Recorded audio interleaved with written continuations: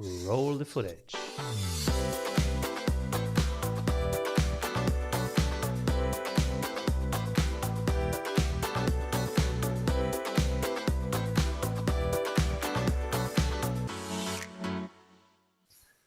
Welcome back, everyone. I'm Simon Severino, your host, and this is the Sales Squad. Alex Lowe here, the guy I ask everything marketing, Mr. Marketeer Extraordinaire. And today we have a tough fight. Only one can win. Who will win? Is it should you sell by pitching or should you sell with zero pitch? Zero! Just asking questions. But Simon, that's boring. We will find out. There is only one winner, and we will cover the pros and cons because you are out there. You have so much to do, and you came to this episode to find out what's the best way to sell. Because selling is not easy. It takes time. The win rate can be low. It can be frustrating. And let's make it a little bit easier for you by sharing from the practice of Alex, who is coaching people on sales and marketing every single day since decades.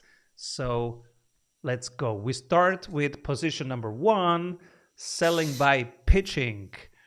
Stage is yours. Okay, well, selling via pitching. I think actually if we think about it, this is what most people do. This is generally what most people do. They might think they're selling via asking questions, but they're selling via pitching. Now, there's actually some good pros to be made for selling via pitching. So, for example, if you have a pitch, particularly if it's a good pitch, it's standardized. It's something you can roll out again and again. And often the thought that goes into a good pitch is the most valuable thing of all, because to come up with a good, solid pitch, you have to really think through your target market, the driving motivations, the USPs, you have to go through all of this thinking process to really hone a crystal clear, solid pitch. So the actual work that goes into it can be really, really good. And a good pitch makes money. And also, it has a lower skill level than selling by asking questions. Because if you have a good pitch that works, anybody can read the script, anybody can deliver it, and they can generate results. So those are definitely some of the pros to pitching. And if you have a good pitch, all you got to do is pitch more often, right?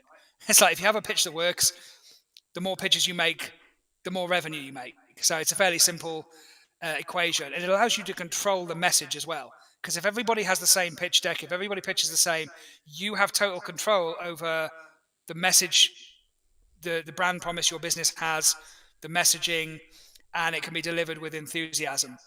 And it tends to work best when you have very simple benefits, simple, clear benefits to your product or service that you can articulate clearly, like no waffle, no jargon, good understanding, good journey, grab them with attention, move them emotionally through the benefits, and then give them a crystal clear call to action. Now, obviously, some of the cons of pitching is it lacks subtlety. You know, you can't always tailor it to the individual. Some of the things that you think of as benefits might be objections for the other person, so you might have to then handle objections that you created. Sometimes pitching can come across as a bit aggressive because it's like, listen to me, be quiet, let me talk, let me talk to you, at you for a while. So it has to be handled with finesse. So I don't know, Simon, that's immediately what comes to mind. I think pitching sometimes gets a bad rap and we all think, oh, well, asking questions, the fine art, but let's not, a good pitch is a good pitch. So there's definitely pros to it, I think. I don't know, what's your thoughts on that? Let's collect some terrible pitches and some good pitches. I was thinking, what's a good pitch? And usually it happens in marketing. It happens before. It happened a couple weeks before we are on the call. For example, a pitch that I love is Tesla's pitch, right? We are here to accelerate the world's transition to sustainable energy. Boom, that's a pitch. Or, Dropbox has a good pitch. I keep your files safe. Salesforce has a good pitch. Sell smarter and faster with the world's #1 CRM. There are some pretty good pitches like Airbnb, make money by leveraging the parts of your apartments that you don't use. That's a good pitch, but it doesn't happen in the sales call. It happens before. Yeah, So definitely. It can. What you just pointed out there is because a good pitch can make or break a company. Because there have been companies that have really struggled until they manage to find a good pitch, and that comes from being able to really clearly state a uniqueness and benefits. Because as you said, like all those pitches there, simple, clear, and very easy to grasp, yeah, and differentiates them. But you think of how long their teams, their marketing team, sales teams must have gone around to actually come up with those pitches, and how many of them fail before they hit yes, the right pitch. Like it's actually difficult, but as you say, like it helps you stand out. A good pitch helps you. A good pitch does the selling before the salesperson actually gets on the phone, yes, and so the people you speak to will in some ways be pre-sold because you've managed to articulate a good, solid um, pitch that compares you against your competitors. totally. So, for example, today I was on 4 podcasts of other people. Uh, our team, Lou and Michelle, they sent upfront to the host Simon's speaking page, and there are 6 pitches there. One is maximize your return on luck. One is double your revenue in 90 days. It's literally 6 short pitches. And I don't know them, I don't know their audience, but they know their audience. And so usually in the first minutes, we come together. Hey, Simon, great to be on the show. In 2 minutes, we go live. By the way, please talk about doubling revenue in 90 days. So, but the amount after months of doing this, I I have A/B tested 6 things, and I know what resonates out there. So, and I know if 80% of people pick that one sentence, okay, let's go with that one. So this is how you can find your pitch and use your pitch in the marketing, in the positioning part, in the awareness part, in the engagement part. Well, and as you said there, developing different pitches for different audiences, because like depending on who you're speaking to or the different aspects of your offer, it will require a different pitch, a different hook at least, a different hook to get them in there, Yeah. and different evidence to support it. But then obviously that that widens your base. So in the awareness phase, certainly it's like depending on who you're targeting and where they are, they're going to need a slightly different pitch or a slightly different hook. And that gives you the awareness then, because you have the awareness of your audience to be able to go, which of these is most appropriate to where they're at right now. And so obviously a lot of businesses don't think through that. They don't have different pitches. They have the one that they keep on like using again and again, regardless of where they are. So I think that's an important point for people to kind of get is like have different pitches depending on your products and your audience, and tailor it to. And this then moves more into that sales thing we're going to talk about the questioning, because it moves more into the bespoke, tailored approach, but it still is an actual a pitch. And I am thinking the thing I recently bought, did I buy them because of a pitch that that brand had, or for other do I even remember the pitch of the last 5 things that I bought? I can't even remember the pitch. I bought it because in that moment I felt this is the right thing that will solve a specific task at hand. So sometimes the pitch is not even very important. Specifically, the higher the ticket, the more I want to feel that it's the right thing at the right moment. Well, that's the key thing. I think a good pitch is powerful in the moment, but invisible afterwards. Like you're never going to say, "I bought because of the pitch," because if a pitch is really good, you make a decision, and once you've made the decision, you're not thinking about the pitch. You're thinking about what you've been pitched. You're thinking about the journey afterwards. So in a sense, it's kind of like a good pitch is something that is really strong in the moment that you get it, but then once you've heard it, you forget about it because you're moved on somewhere else. So in a sense, like we can put a lot of time and effort into creating a really good pitch, and then in a sense, like nobody's going to be, except at certain award ceremonies in the marketing world, nobody's going to give you a trophy for a pitch. They might give you money, but they're going to be doing that afterwards. So yeah, that's quite an important point, isn't it? Good pitches tend to be invisible. So you have now some reasons why you should A/B test a pitch, but on the and how to actually do it. Have 5-6 lines, give them as an option, check the reaction, check the resonance of your market, and then go with the winners. But you have also the negative sides that actually nobody wants to get pitched, especially if it's a visible pitch. Nobody wants to get pitched actually. Let's look at the other side of things. Can you sell without any pitch? So there was some positioning in the marketing stage, in the awareness stage, but now they are on your call, and I'm having 3, 4, 5 sales calls every day. If I think what I'm doing there is no pitch. I have a set of questions. They are in a specific order of eight topics. And the first one, they landed on my calendar. I go, hi, what brought you here? What's the reason we are talking in this moment? And what is your hope?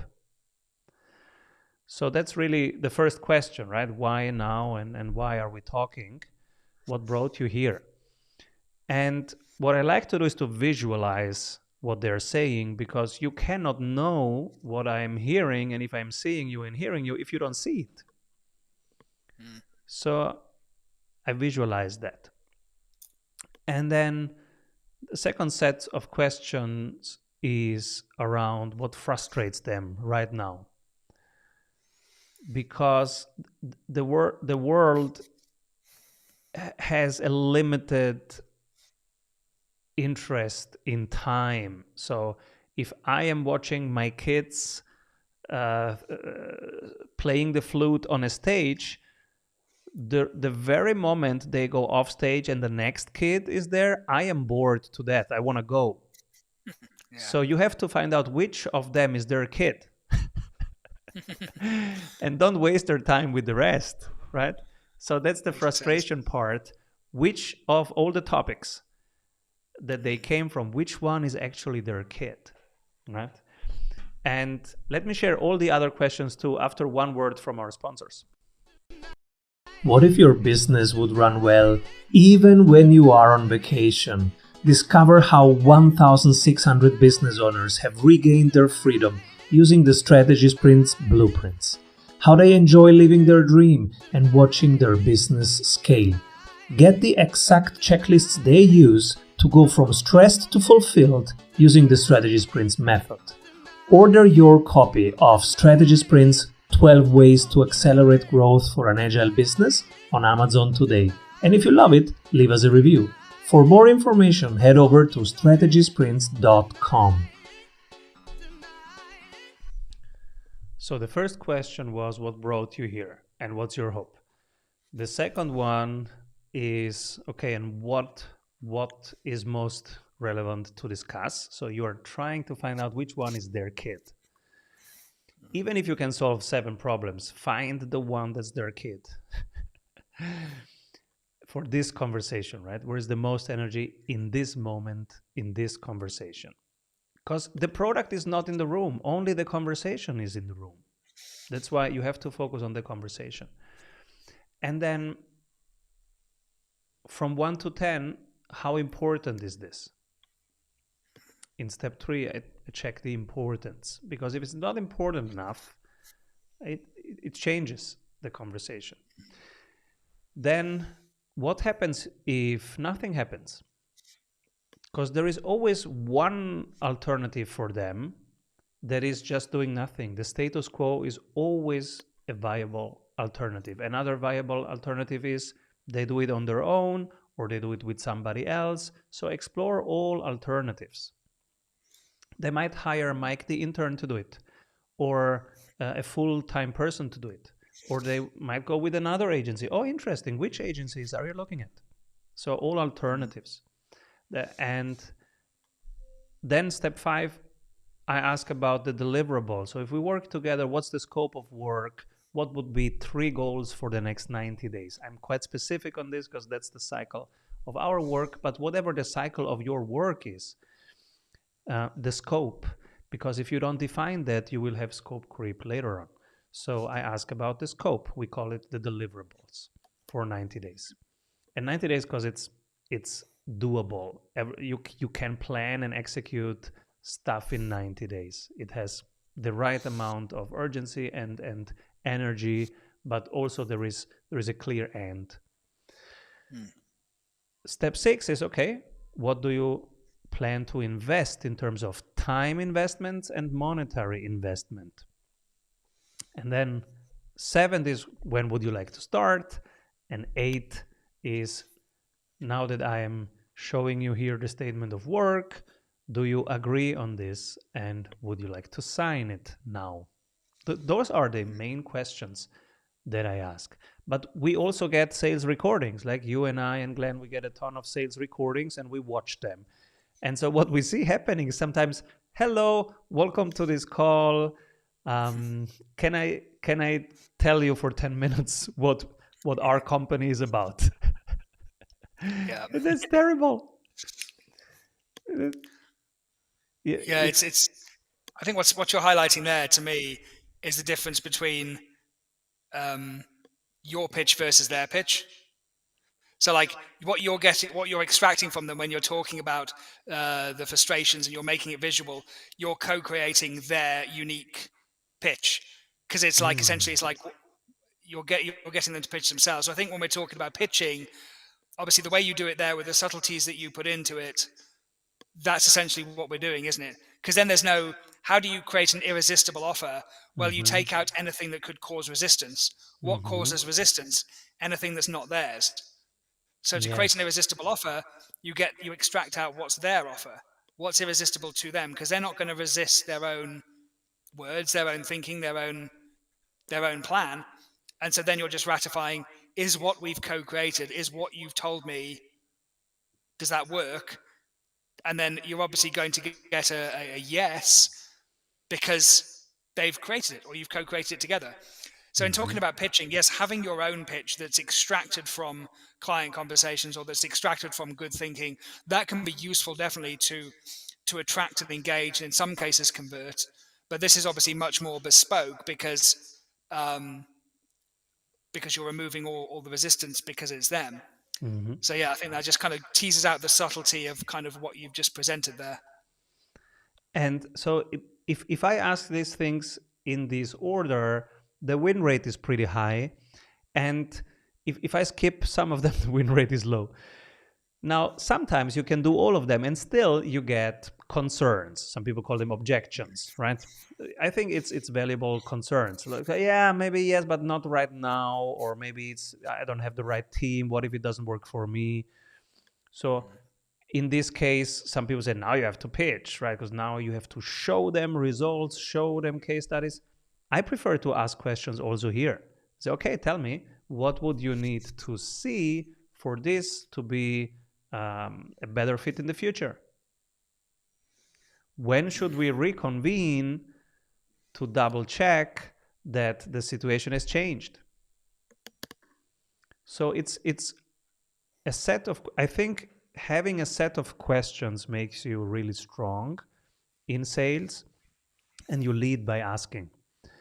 And the quality of your questions also creates immediate trust or the opposite. So sometimes people say, yeah, but I'm in B2B. It takes me 18 months to create a trust in the relationship.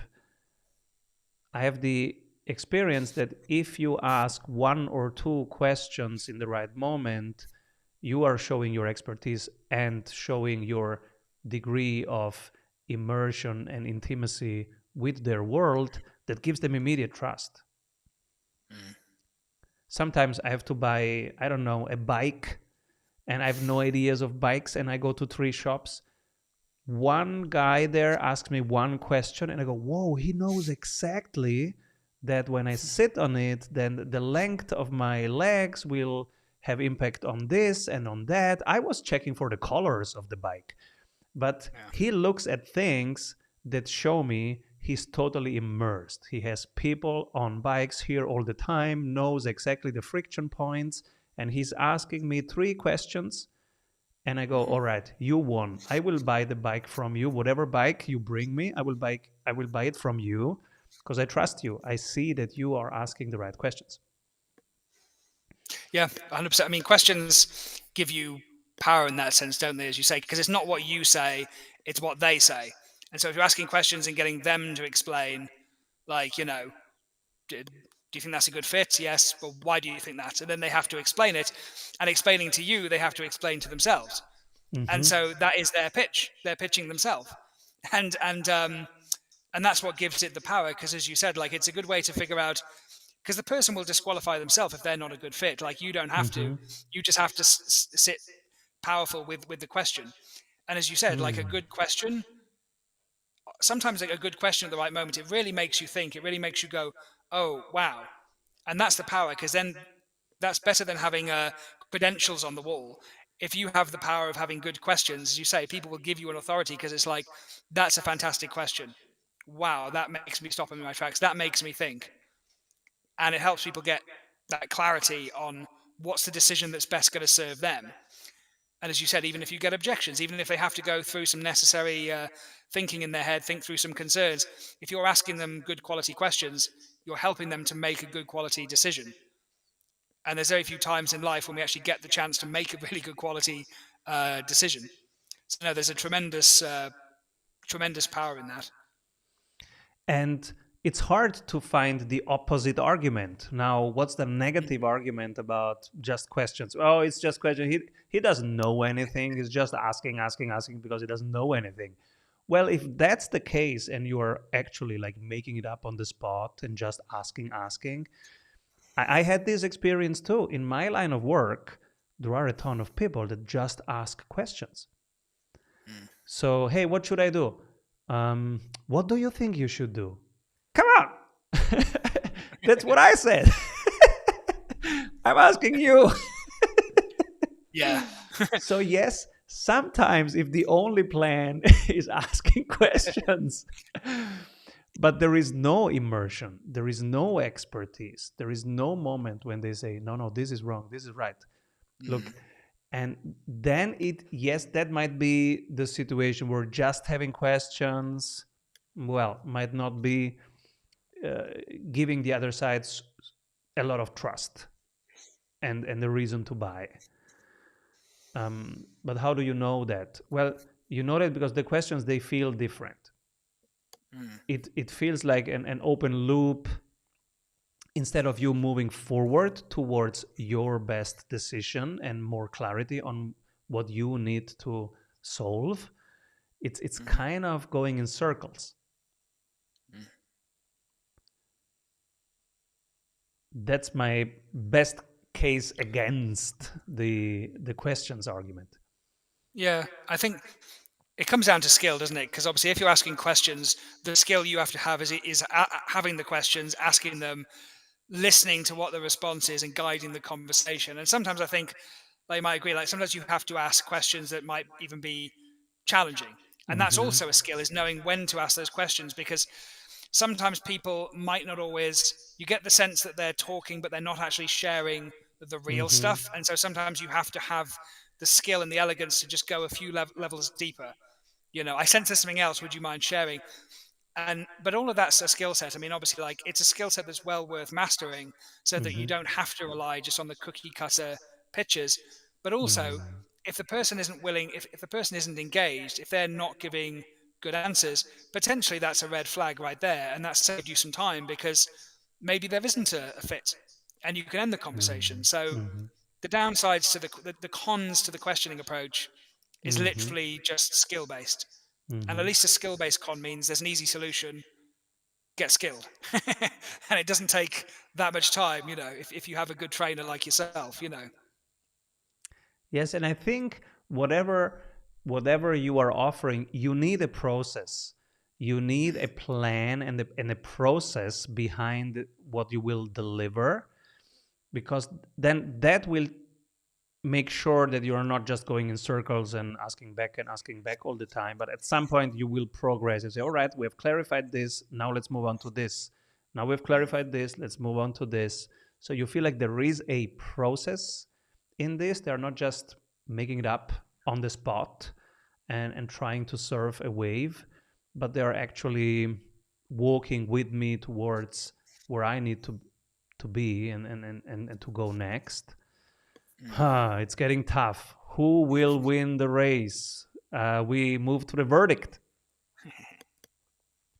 Well, I mean, there have been some good arguments on both sides.